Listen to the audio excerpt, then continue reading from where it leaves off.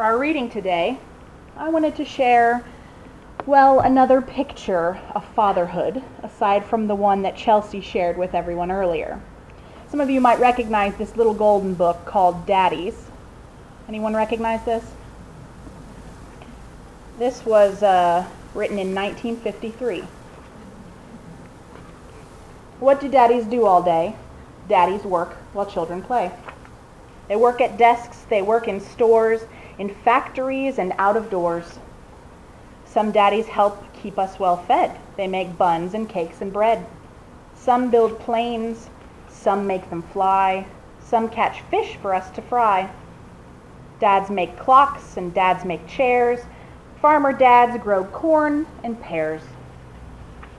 Dads are sailors dressed in blue, and daddies are policemen too. Dads dig coal and dads drive cars. Dads put food in cans and jars. Doctor daddies keep folks well. Daddies paint and daddies sell. Daddies sit at desks and write the books we read in bed each night. Dads make steel and daddies sing. Dads do almost everything. But when they've worked the whole day through, what do they like best to do? By taxi, train, by car and bus, Daddy rushes home to us.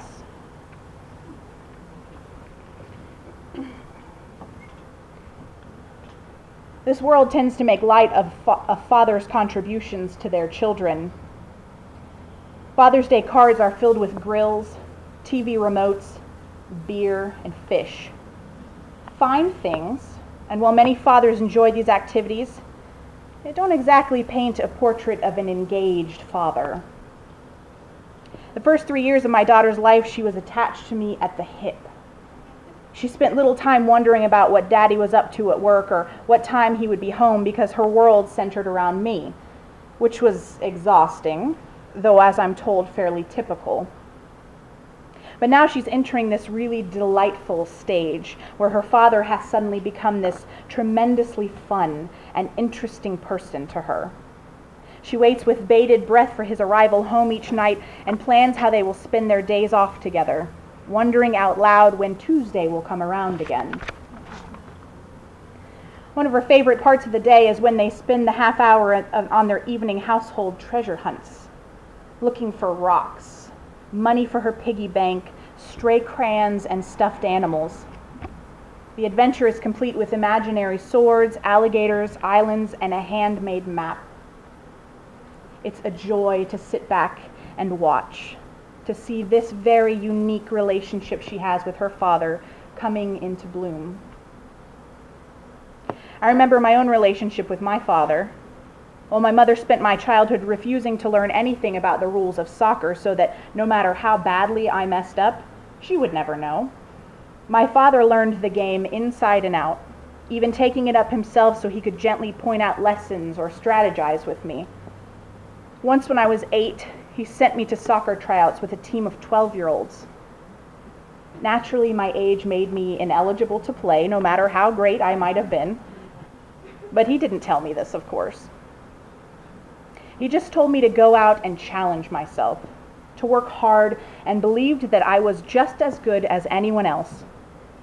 Now, I didn't make the team, of course, but I learned the lesson that he intended me to. And while he died before he was able to see it, I did go on to play elite soccer and win state championships against teams above my own age bracket. I can still hear his voice calling from the sidelines, "Go, Booger, go!" much to my childhood horror and embarrassment. Many of you can remember with joy and laughter similar memories of your own fathers. And some of you are lucky enough to still be making memories like this. Some of you are fathers to your own children now, and you may look back and see the differences between your own parenting and your parents. As you may have been able to tell from the books we've presented, there is quite a difference between the book that Chelsea shared, My Dad Loves Me, written in 2009, and Daddies, written in 1953. The difference between the books is certainly style, detail, and illustrations, but I think it would not be a wild assumption to say that there are good examples of the evolution of fatherhood over the last century. In fact, I'm sure if we picked up a book written about fathers in 1850, there would be a similar difference. The roles of fatherhood have continued to change as the world around us has demanded it. In the Daddy's book, the children are home reading the books their father have written at work that day. And though Daddy clearly loves them, he is not reading it with them or sharing in their delight and pride in his work. In My Dad Loves Me, Dad is reading and playing, napping, feeding, hugging, and kissing his children. He is engaged and hands-on. In the traditional stereotype of family life, the mom is warm and affirming, while Dad is distant and reserved. These assumptions never applied to all families, of course, but for many years, they were the lens through which people studied family relationships, or so says Kathleen Gerson, a sociologist at New York University.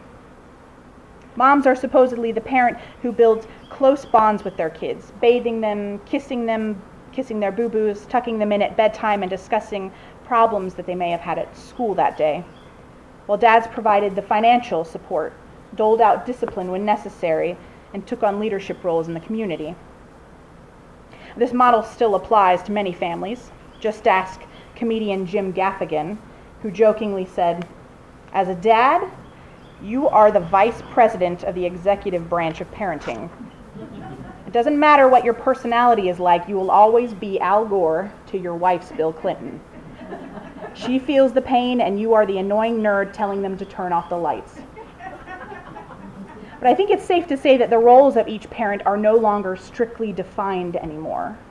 We've evolved enough that sometimes moms are the annoying nerds telling them to turn the lights off.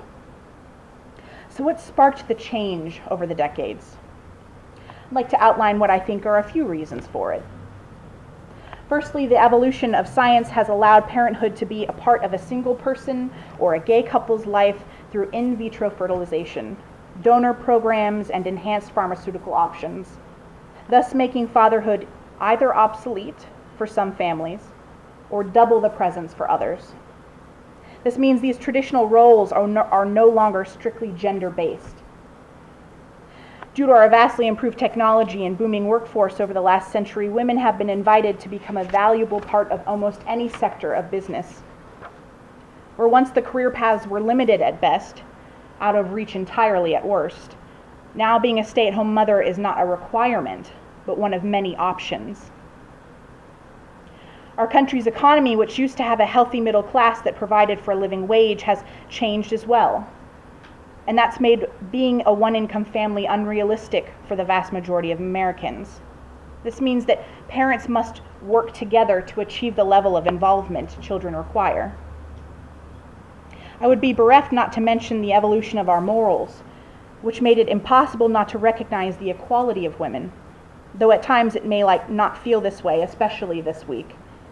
We've generally evolved to understand Scripture in a less literal way, making the stigma of divorce, blended families, and same-sex relationships less harsh. And we have much more acceptance and proof of single persons and gay couples' ability to parent as equally well as the traditional nuclear family model. Gerson says that adding to these reasons is that increasingly Americans focus on emotional well-being, and all parents are expected to build strong connections with their kids in ways that perhaps they were not expected to in decades past. Between the makeup of various couples in general, there is a beautiful balance in parenting, a homeostasis that works itself out biologically as well as environmentally. In same-sex parenting couples, just like other couples, you may find a parent that is stricter than the other, for instance, providing both the softness and the firmness needed to balance one another's styles. Of course, in single-parent households, that one parent has the tremendous difficulty of playing both parenting roles. But as women began to understand their identities as not just mothers, fathers began to recognize anew their roles as not just providers. Gerson states that fathers today likely feel more pressure to be involved, but more freedom to be fully present with their families. That freedom may translate into a, yes, of course, fathers can be just as gentle, compassionate, nurturing, and loving as mothers, sometimes more. And yes, in some cases, a man may recognize his calling and joy as a stay-at-home father, and a mother may recognize her calling and joy as the primary provider for the family. I do think it's helpful to understand the differences between mothering and fathering in whatever gendered and non-gendered way that may take shape in any given family.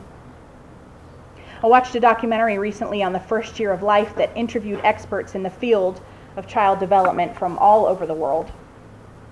One of the most interesting parts was in outlining the gifts that each parent gives to a child's life.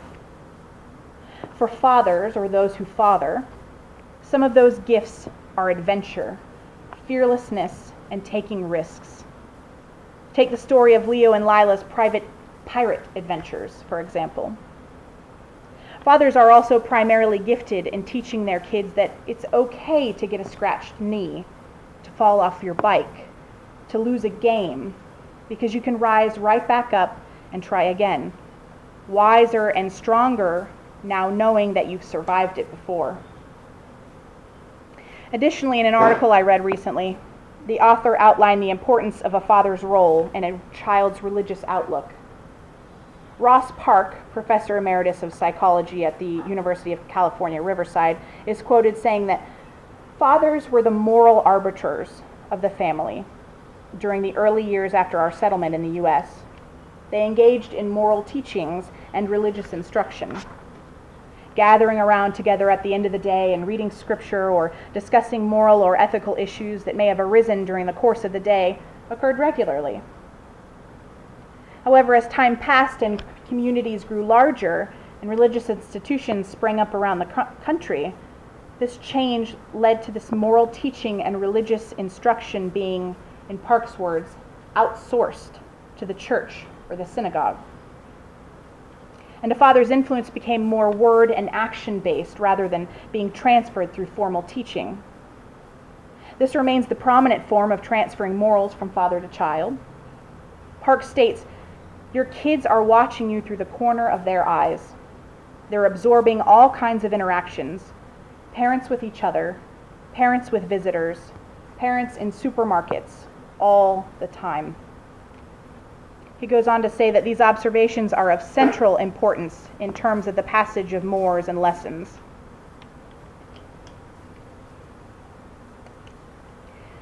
Closeness to our fathers matters, not just ethically, socially, and intellectually, but spiritually too. Contemporary research has shown that a father's behavior influences how his children understand the role of God, especially in phases where God is presented as male. David Dolehite, a professor of family life at Brigham Young University, affirms these findings, saying, "If one's own father was a relatively positive presence in their lives, you're more likely to have a positive relationship with your understanding of God. On the other hand," he says, "if a person's own father was absent or abusive or otherwise fairly dysfunctional, it's more likely that a person will struggle to have a healthy relationship with God." I'll caveat here, saying there are enough undertones in this one quote to fill several sermons, but that's for another day when the AC is working. Dolehite goes on to say that fathers who engage in positive conversation about spirituality provide a foundation for their children's religious practices, which ultimately allows them the freedom and acceptance to explore and define their own religious experiences. I think this is where his findings most hit home with UUs. We yearn for our children to have the freedom to grow, to find their own understanding of spirituality, just as hopefully we have. But what Dolehite is saying is that we do not achieve that by never addressing the topic. We do it by speaking positively about our own faith journey, by asking questions, staying tuned in, and especially by sharing our spirituality with our children. The study found that even dads who aren't religious themselves can alter the course of their kids' spiritual lives. Fathers who do not believe in God or attend to a spiritual community, but model love and thoughtfulness towards their children and others regularly, still inform that child's spiritual relationship with the world. A famous quote goes, "Daughters see their self-worth in their father's eyes." The story about my own father pushing me to see my value in sports is certainly proof enough to me of the truth of this quote. But study after study has shown the link between girls with strong relationships to their fathers and academic successes in areas like science and math, business and law. But a father's presence and investment in his children is crucial to all genders. In another multi-decade study of families, it was shown that closeness of fathers was more impactful for children than closeness of mothers. Think of that. In other words, having an emotionally available and warm father proved to have a greater impact on the relative health and stability of children than emotionally available and stable mothers did.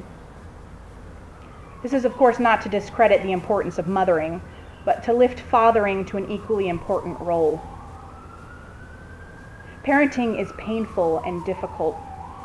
For every moment of chest-bursting love, there is heartbreaking pain.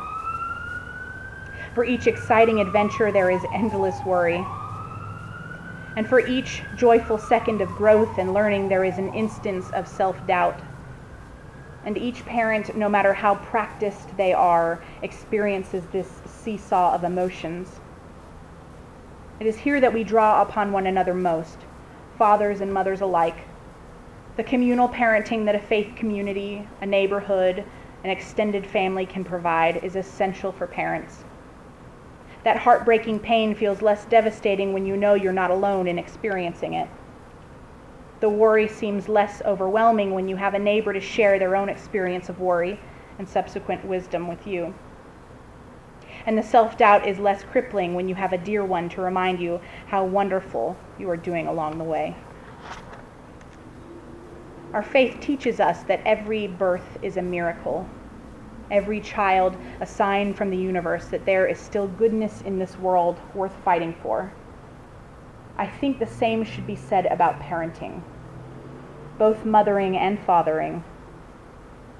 May we be wise enough to see that every parent trying his or her best is a miracle and a sign that there is still goodness in this world worth fighting for. And when they forget it along the way, may we have the compassion to remind them. May it be so.